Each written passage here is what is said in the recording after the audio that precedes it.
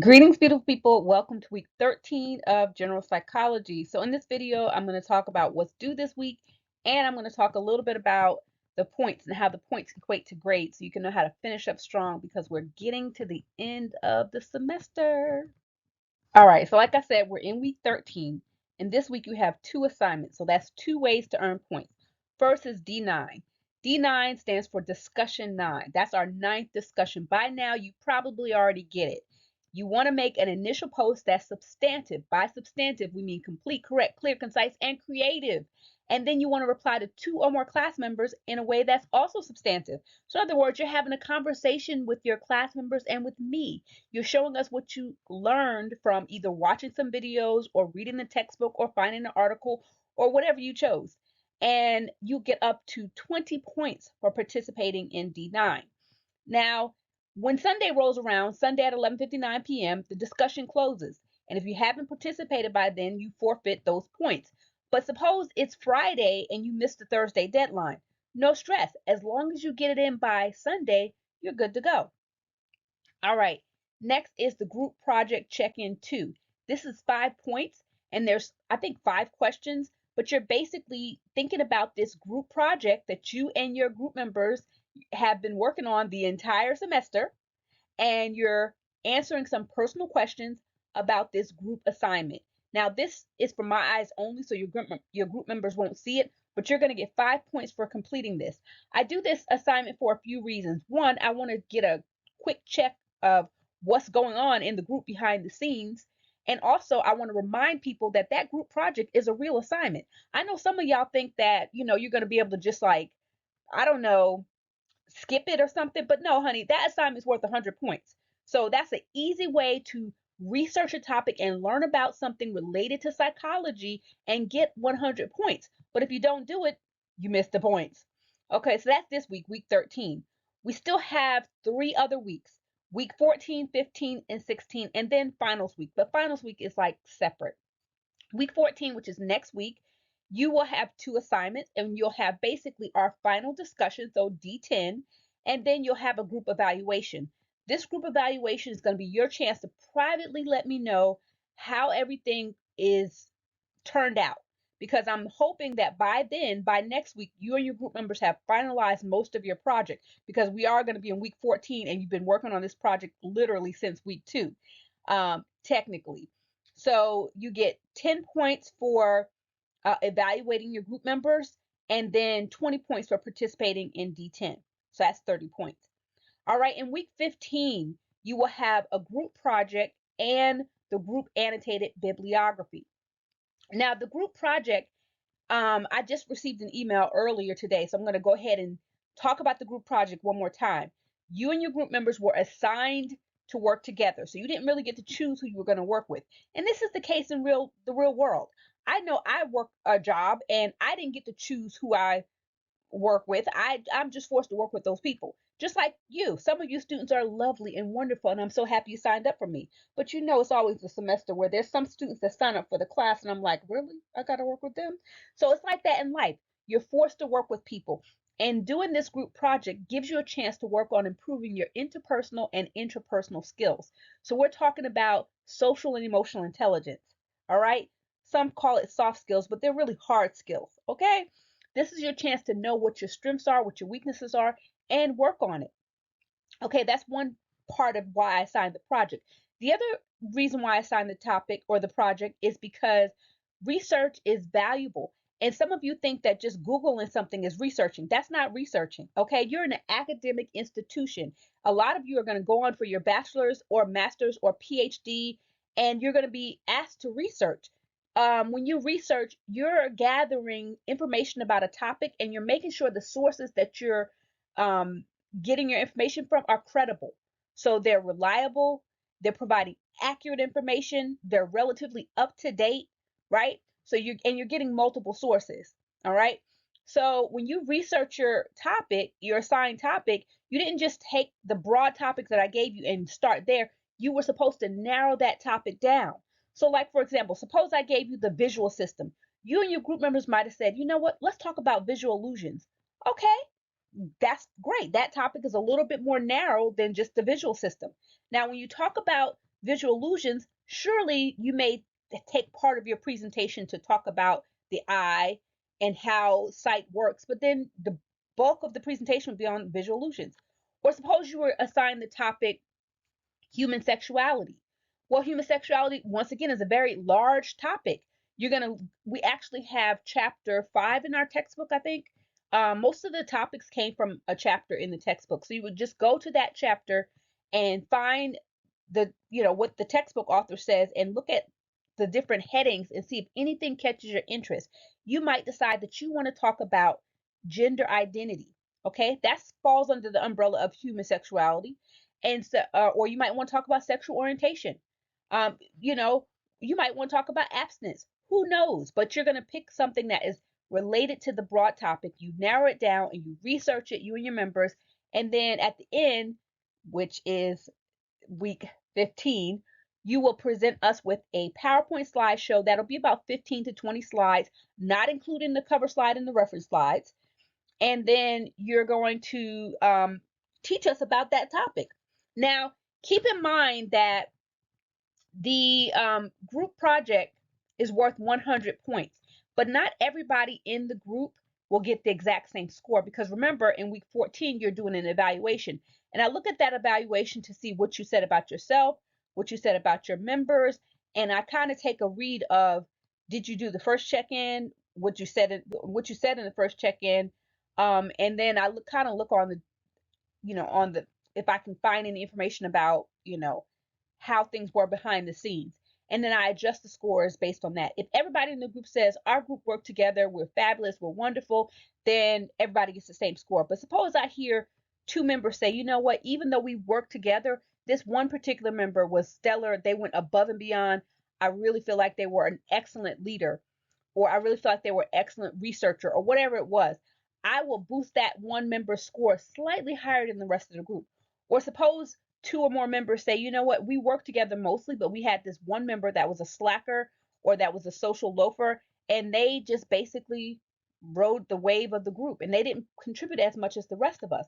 Well, that person's score would be lower than the rest of the group. So when it's all said and done, you're basically either presenting the class with a PowerPoint slideshow, a Prezi, or even a video. It's really up to the group. You just have to find a way to deliver the assignment to, you upload it in Canvas, and then I will share it with the class. But you're teaching the class about your assigned topic, and you get 100 points for doing that. If you're wondering how you're graded, there is a rubric available in Canvas, and it's basically, I'm looking at the content. Did you thoroughly discuss your topic? Did you provide accurate information? Was it clear? The presentation, did it flow?